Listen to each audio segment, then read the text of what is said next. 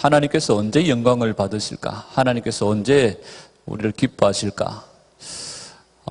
이사야 43장 10절의 말씀처럼 우리가 하나님의 증인의 삶을 살 때에 하나님께서 영광을 받으시는 줄 믿습니다. 하나님께서 우리를 하나님의 증인으로 세워주셨습니다. 그래서 우리가 이 땅에서 하나님의 증인으로, 예수 그리스도의 증인으로, 또 사도행전 1장 8절의 말씀처럼 땅 끝까지 모든 민족에게 예수의 증인으로 살아갈 때에 하나님이 영광 받으시고, 마태복음 28장 20절의 말씀처럼 우리가 모든 민족을 제자로 삼고 모든 족속을 제자로 삼고 아버지와 아들과 성령의 이름으로 세례를 주고 예수님께서 우리에게 가르쳐 지키게 하라고 분부하신 모든 명령들을 받들어서 우리가 증거하는 증인의 삶을 살 때에 주님이 세상 끝날까지 우리와 함께 하시는 줄 믿습니다. 하나님은 우리가 증인의 삶을 살 때에 영광을 받으십니다. 아멘.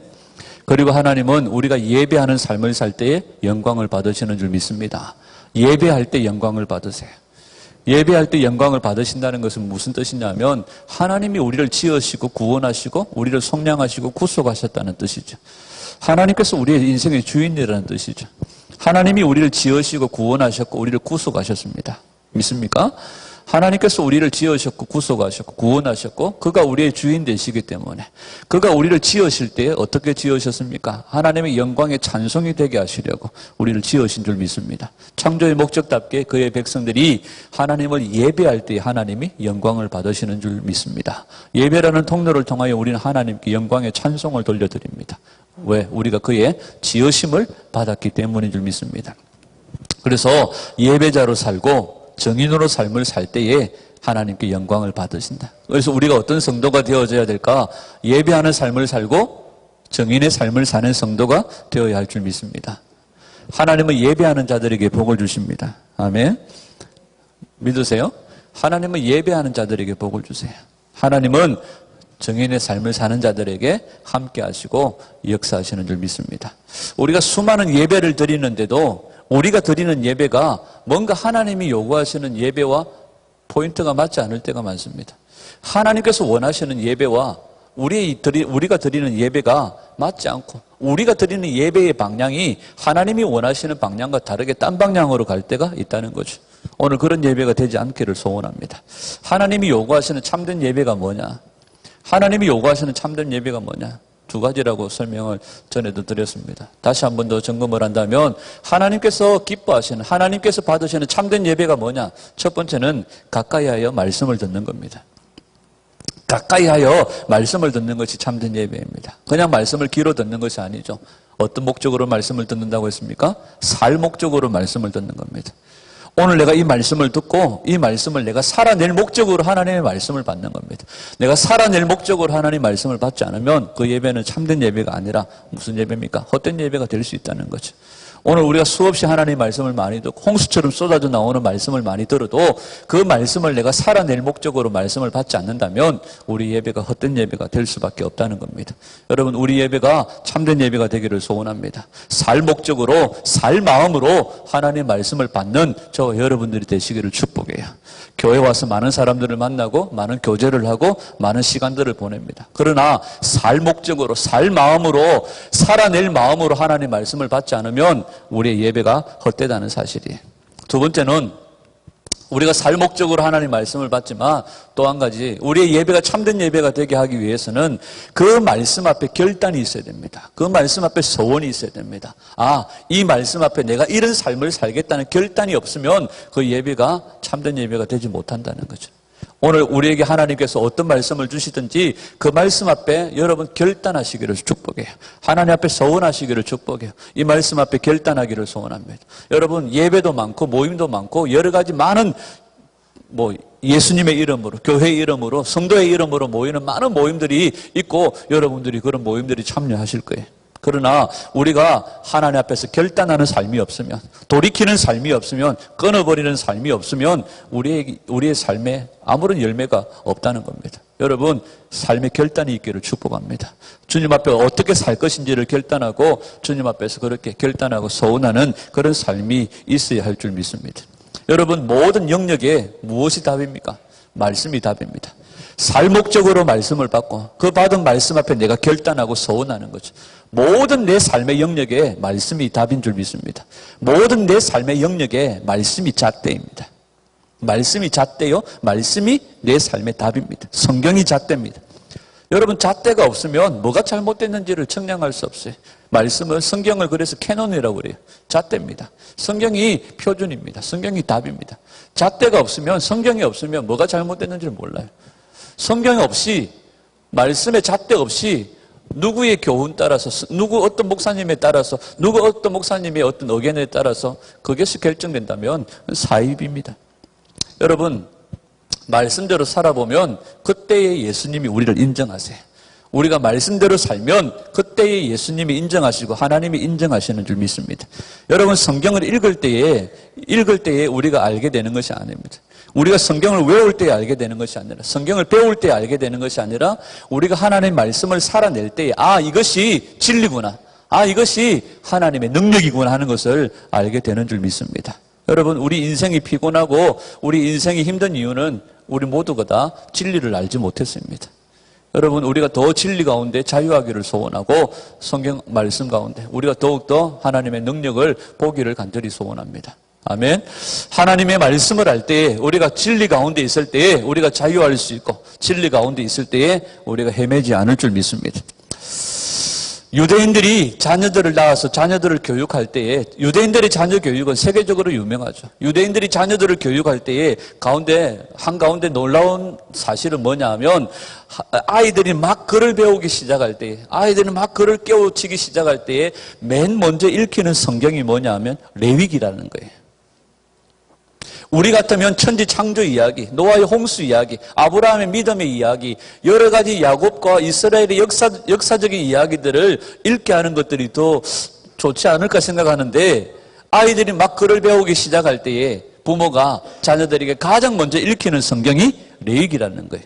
우리는 레위기를 어떻게 읽습니까? 설렁설렁 뛰어넘어 버리죠.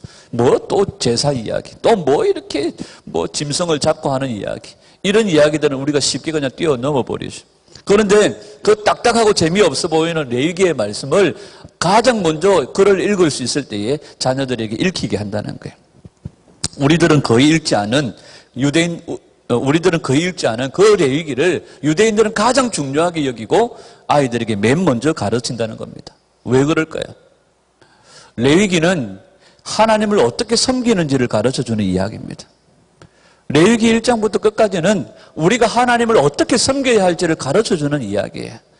우리 자녀들에게, 사랑하는 여러분, 우리 자녀들에게 하나님을 어떻게 섬겨야 할지를 가르치시기를 바랍니다. 다시 한번 말씀드리지만 우리 자녀들에게 하나님을 어떻게 섬길지를 제대로 가르치시기를 축복합니다. 아멘. 하나님을 제대로 섬기는 법을 가르치는, 이것이 레위기에 나와 있는 내용들이죠. 여러분, 레위기는 한마디로 말하면 도살장입니다. 아침부터 저녁까지 제사장이 그 짐승을 잡고 그 성소 안에는 거의 피비린내가 진동을 하겠죠. 여기저기서 짐승들이 죽어가면서 내는 비명소리들이 들릴 겁니다.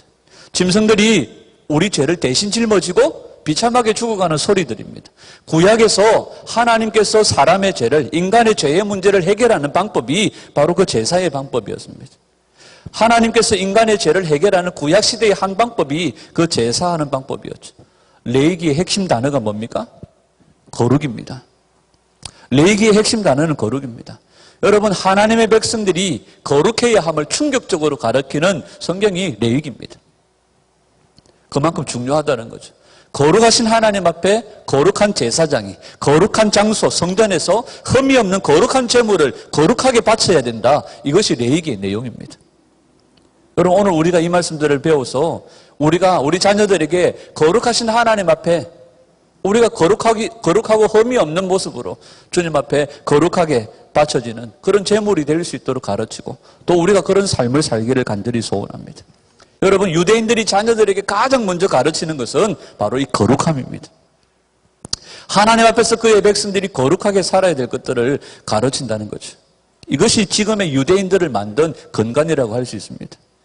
여러분, 하나님께서 가장 중요하게 여기시는 것 가운데, 하나님께서 원하시는 것 가운데 가장 중요한 것은 거룩이라고 생각할 수 있습니다. 내가 거룩하니 너희도 거룩해라. 내가 완전하니 너희도 내 앞에서 완전하게 행해라. 우리 주님께서 계속해서 말씀하시죠. 여러분, 하나님은 거룩하신 분이시기 때문에 우리에게 거룩함을 요구하세요. 그래서 하나님은 우리 가운데서 거룩함을 너무나 원하고 계세요. 십자가도 마찬가지죠. 우리를 거룩하게 하시기 위해서 하나님은 당신의 독생자를 우리 가운데 보내주셔서 십자가에 죽게 하시고 그 보혈의 능력으로 우리를 깨끗하게 하신 사건이 뭡니까? 십자가죠. 오늘 사도행전 5장에는 충격적인 사건이 나옵니다. 아나니아와 삽비라의 사건이 나와요. 5장 1절부터 11절까지 아나니아와 삽비라의 이야기가 나옵니다. 하나님께서 왜 초대교회, 막 부흥하고 성장하는 초대교회에 왜 아나니아와 삽비라의 이야기를 하나님께서 사건을 허락하셨을까? 한 가지입니다. 하나님은 교회에 정결함을 요구하십니다. 거룩함을 요구하시는 거죠. 하나님께서 가장 중요하게 여기시고 원하시는 것이 바로 하나님의 백성들의 거룩함과 정결함입니다. 저희 이번 한 주간 주일 말씀을 두고 여러 가지를 고민을 했었습니다. 어떤 말씀들을 나눌까? 어떤 말씀들이 필요할까?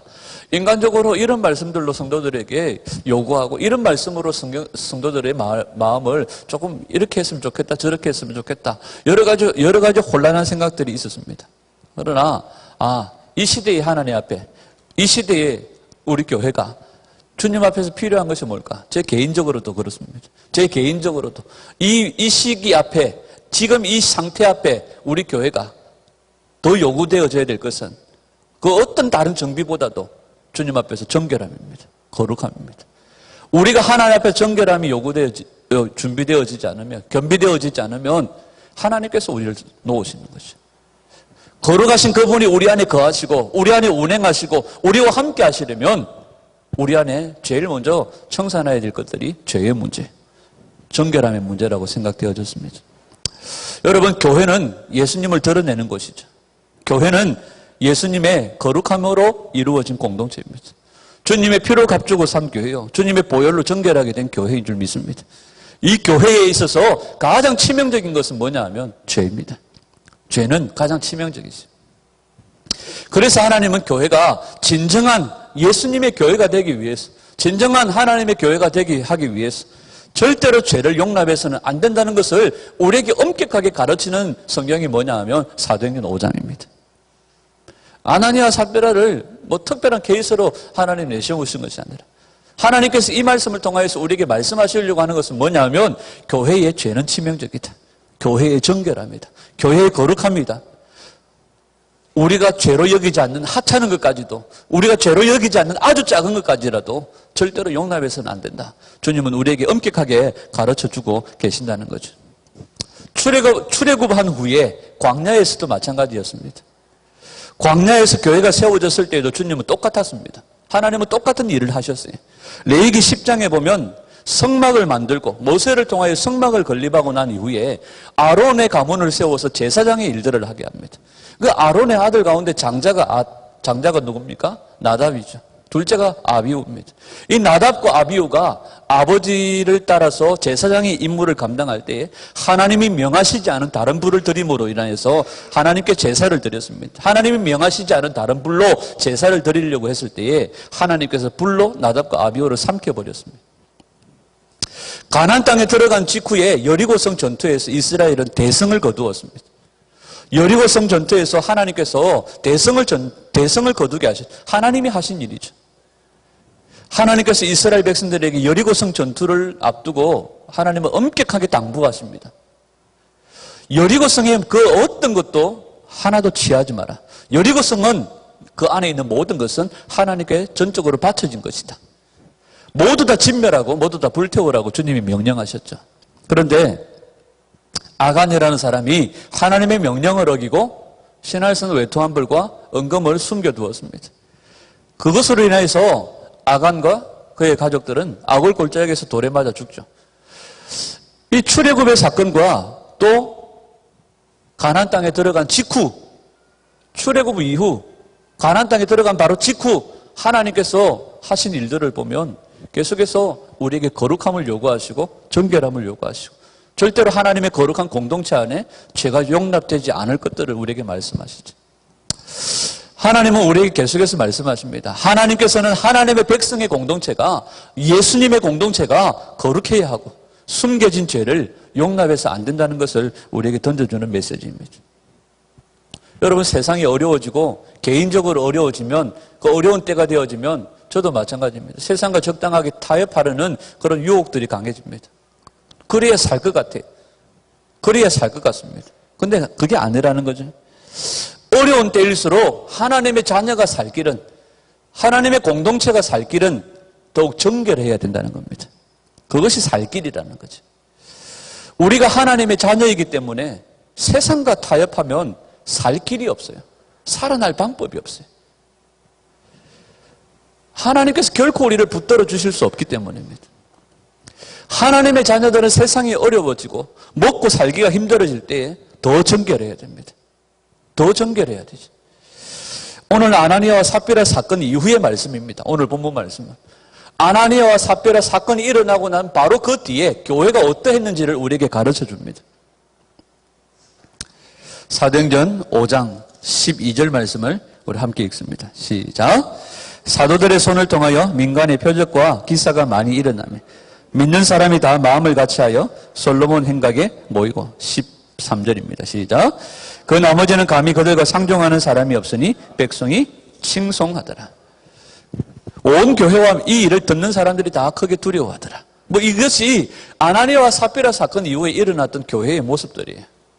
여러분, 실제로 우리 가운데 누군가가 거짓말을 하든지 누군가가 아나니아와 삽비라 같은 사건들을 만난다고 한번 생각을 해보세요.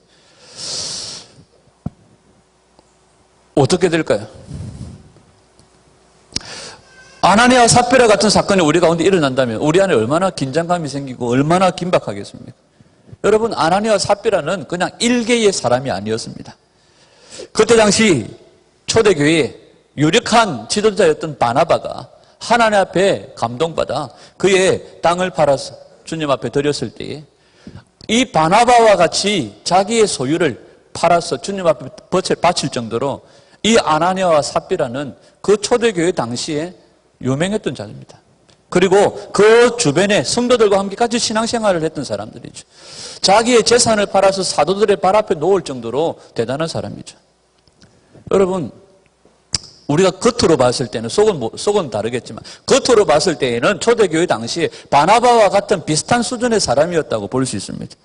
그런데 그런 사람이, 아나니아와 삽비라 같은 이런 사람이 엄중한 심판을 받아서 그 자리에서 하나님 앞에서 죽었습니다. 아무도 상상하지 못할 일입니다.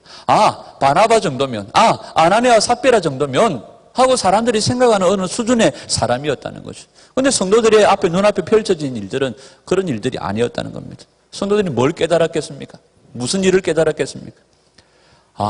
아나니아와 삽비라 정도 같은 사람도, 막대하게 자기 재산을 팔아서 하나님 앞에 드릴 정도의 사람도 성령을 속일 수 있구나. 하나님을 속일 수 있구나.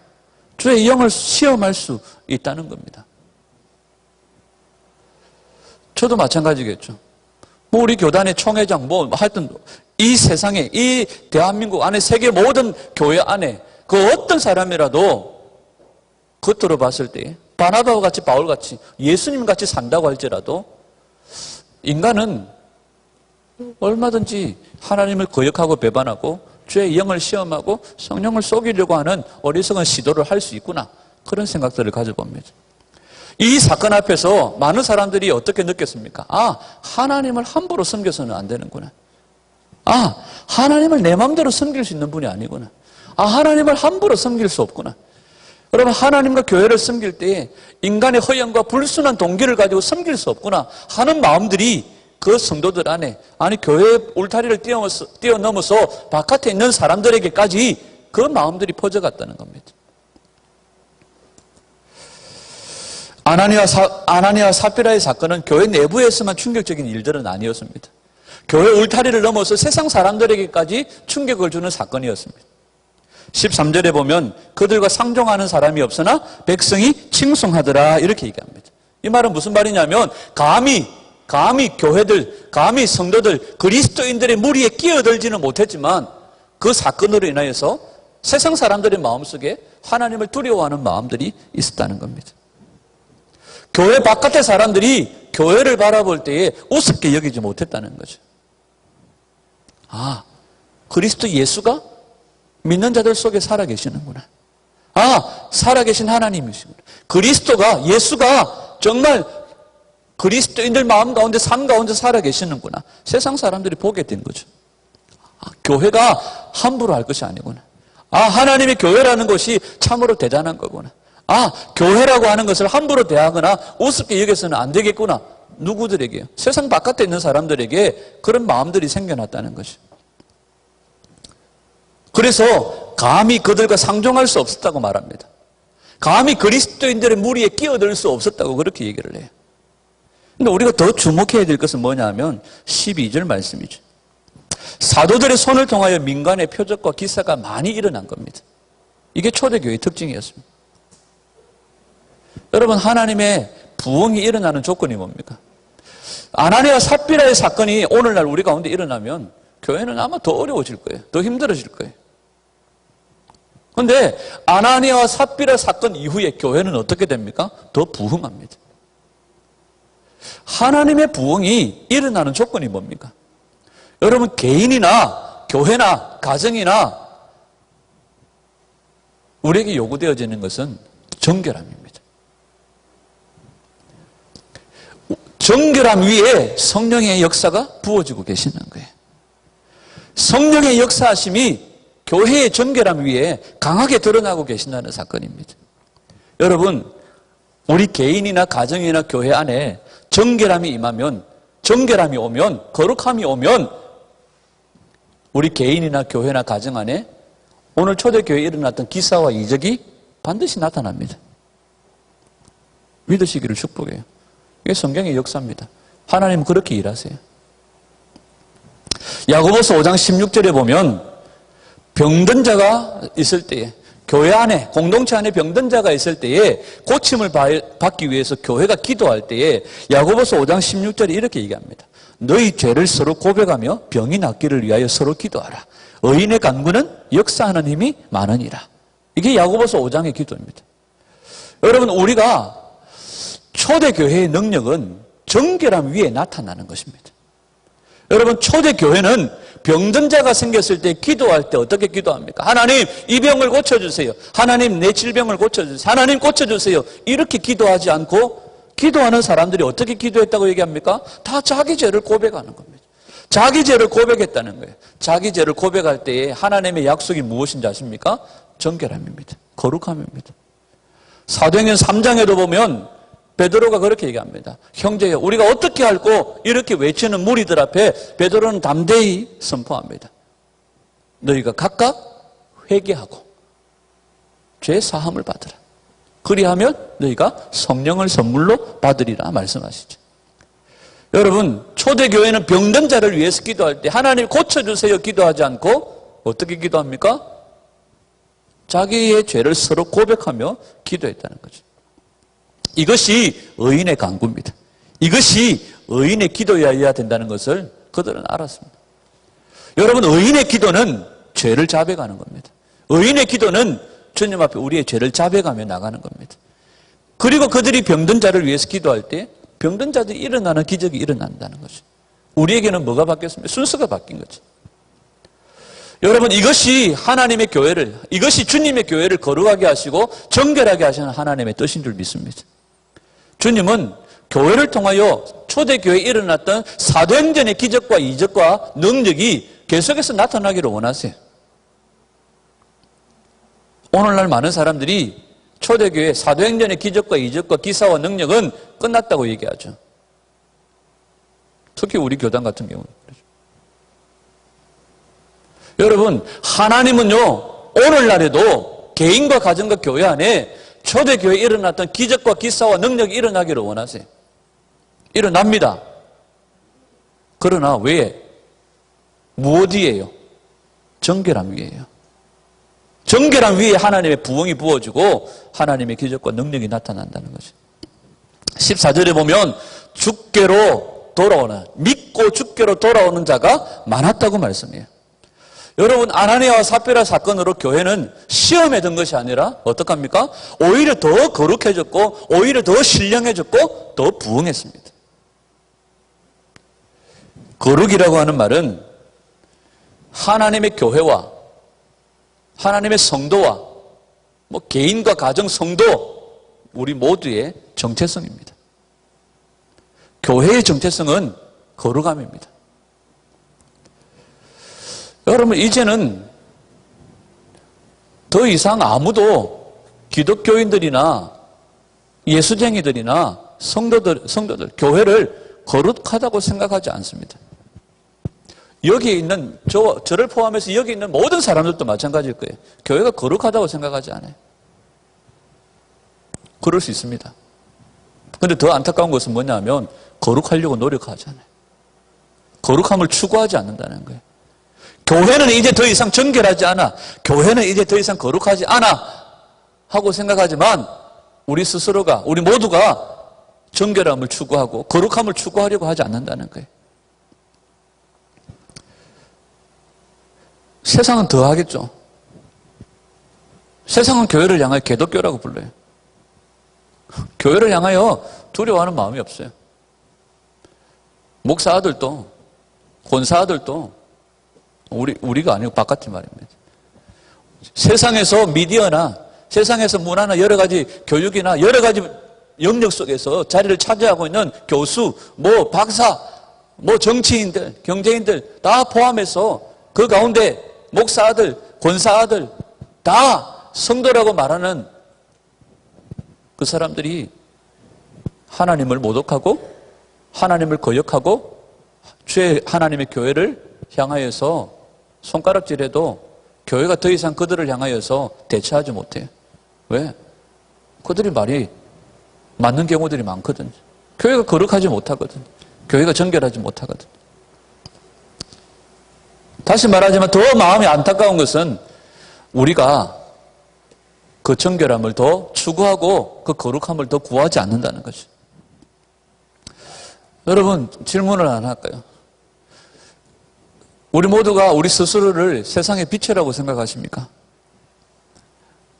여러분, 우리가 정말 세상의 소금이라고 생각하십니까? 여러분, 성도라고 불리는 우리들이 거룩함을 추구하지 않는다는 거예요. 오직 교회는 지금 뭘 추구합니까? 거룩함과 정결함보다도 평탄함과 형통함만 추구해. 교회를 통하여서 내 삶의 형통, 내 삶의 평탄만 일어나면 된다고 생각해. 주님은 절대 그러지 않습니다. 주님은 거룩함 위에 교회의 능력을 부어주시고, 정결함 위에 주님은 부흥을 부어주시고, 정결함 위에 우리 주님은 역사하시는 분이십니다. 지금 교회와 세상이 다른 것은 전혀 다르지 않습니다. 다르다고 하는 것은 뭡니까? 예수 믿는 사람과 예수 안 믿는 사람이 다르다는 것은 오직 그냥 술 안 먹고 담배 안 피고 그냥 일요일에 교회 가는 거, 그 정도만 다르지 모든 삶은 다 똑같다는 겁니다.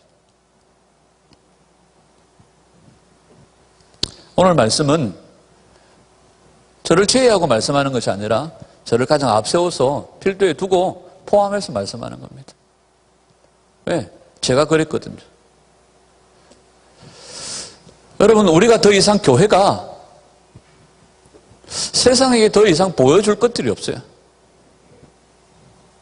그런데 교회는 그 이상으로 더 보여줘야 됩니다. 그냥 단순히 단순히 일요일 되면 교회 가고, 단순히 술 안 마시고, 단순히 담배 안 피고, 그 정도가 아니에요. 더 이상의 것을 우리가 보여줘야 될 줄 믿습니다. 세상 사람들이 바라볼 때, 예수님을 믿는 사람들은 정말 거룩한 사람이야. 정말 그들은 죄를 고백하는 사람들이야. 정말 그들은 사랑하는 사람이야. 정말 그들은 하나 되는 사람이야. 정말 그들은 능력이 있어. 세상 사람들이 칭송할 수 있도록 우리는 더 이상의 것을 보여주어야 됩니다. 정결함과 사랑과 능력을, 그리스도의 향기를 보여줄 수 있기를 바랍니다. 우리 교회가 그런 교회가 되기를 소원합니다. 여러분, 사람들이 귀를 기울여 주지 않는데 우리가 어찌 증거할 수 있습니까? 그러나 우리가 정결하게 되어지고 거룩함으로 우리가 주님이 요구하시는 수준에 이르게 된다면 세상은 우리 앞에 함부로 하지 못할 거예요. 세상은 우리의 말에 귀를 기울이게 될 것입니다. 여러분, 이 말씀을 제가 준비하면서 어젯밤에 이 정결함에 대한 메시지가 성도들에게 어떻게 들릴까? 이 말씀이 우리 교인들에게 정말 간절한 메시지로 들릴까? 우리 교회 성도들이 정말 오늘 말씀을 듣고 아 그래 난 거룩해야 돼. 거룩함을 추구해야 돼. 아 우리 교회가 정말 거룩한 교회가 되기를 원해. 숨겨진 죄가 없는 교회가 되기를 원해. 이런 간절한 소원이 일어날 수 있을까? 그런 풀리지 않는 질문을 계속하면서 제가 어젯밤에 좀 뒤척였죠. 여러분 구약의 정결법에 보면 부정한 것을 만지면 내가 이게 부정하다고 치면 이 부정한 것을 만지면 누가 부정해집니까? 나도 부정해져요. 나도 부정해져요. 시체를 만지면 만진 자가 부정하게 됩니다. 부정한 물건을 만지면 그 물건을 만진 자가 부정해져요. 그런데 성경에 보면 희한한 이야기가 나와요. 12의 혈루증 걸린 앓은 여인이 나옵니다. 혈루증은 부정한 병입니다. 몸에서 무엇이든지 유출되는 병은 부정한 병이죠. 그런데 이 부정한 여자가 혈루증을 앓은 이 여자가 무엇이든지 만지면 사람을 만지든지 물건을 만지든지 무엇이든지 만지면 그 모든 것은 다 부정해져요. 그런데 이 혈루증을 앓은 이 여인이 예수님의 옷자락을 만졌습니다. 그러면 예수님은 어떻게 됩니까? 율법에 따르면 예수님은 부정한 사람과 접촉했기 때문에 예수님은 뭐가 됩니까? 부정한 사람이 되는 거죠. 근데 성경은 희한한 이야기를 합니다. 성경은 우리에게 기적을 이야기해요.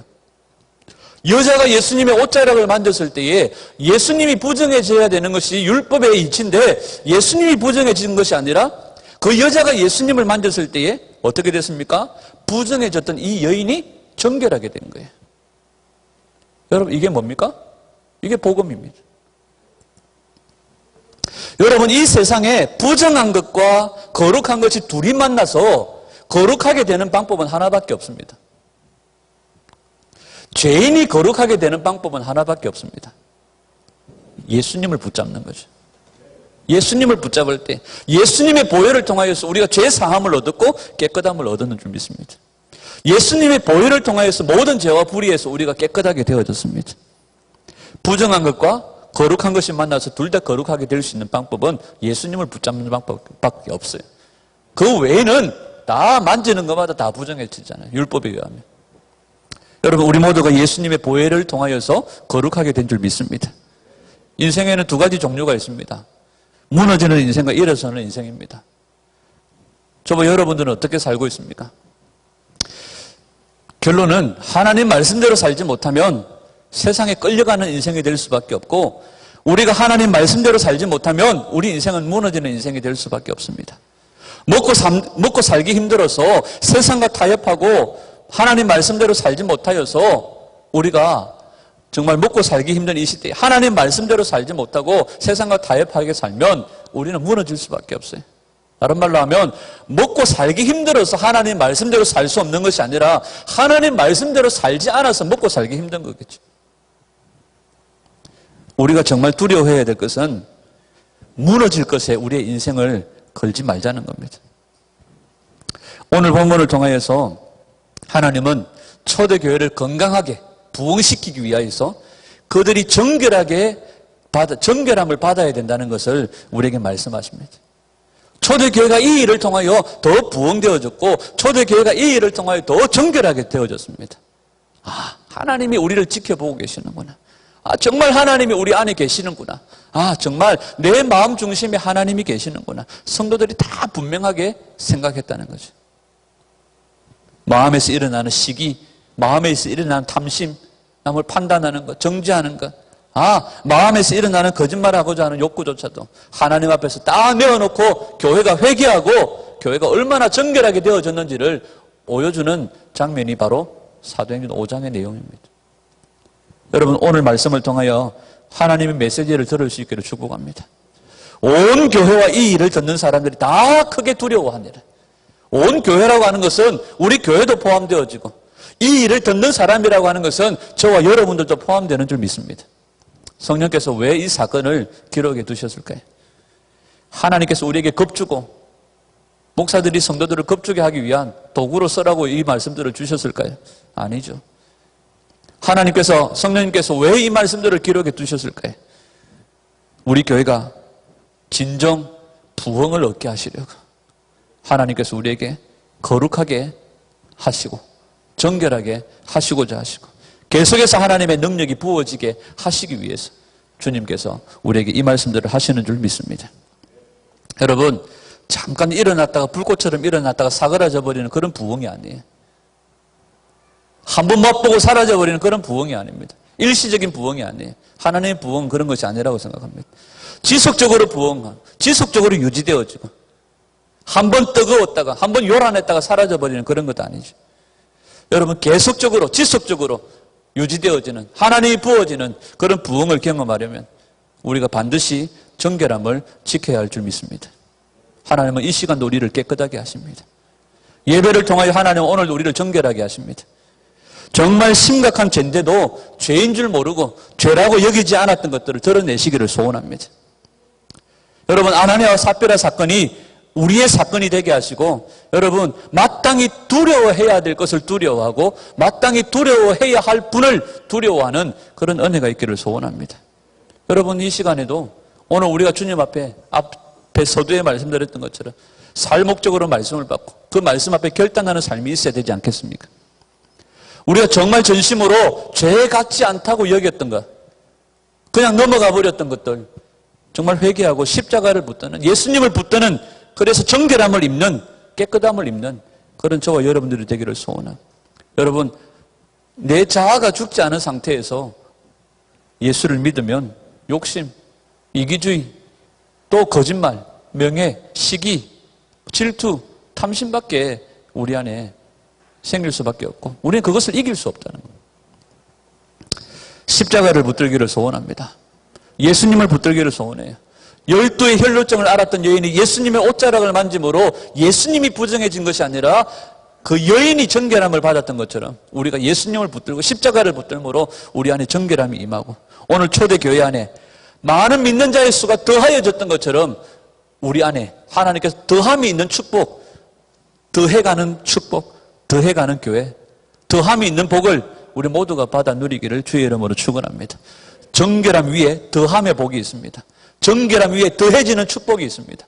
우리 개인과 교회와 가정이 정결함을 유지하고 하나님의 거룩함을 입고 예수님을 붙들므로 더 정결하게 되어져서 하나님이 더해 주시는 복이 개인과 교회와 가정 위에 있기를 소원합니다.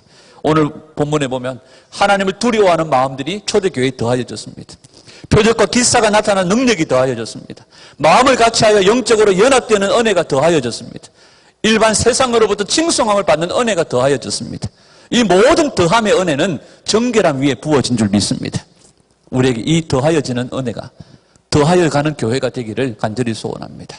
그래서 한 주간도 주님 앞에서 더 정결하게 거룩하게 주님 앞에 살기를 힘쓰고 우리가 더 정결하게 거룩하게 살 수 있는 방법은 예수님을 붙드는 방법밖에 없고 말씀과 기도를 통하여서 거룩하게 될 수밖에 없음을 알고 더 가까이 주님께로 나아가는 은혜가 있기를 주님 예수님의 이름으로 축원합니다.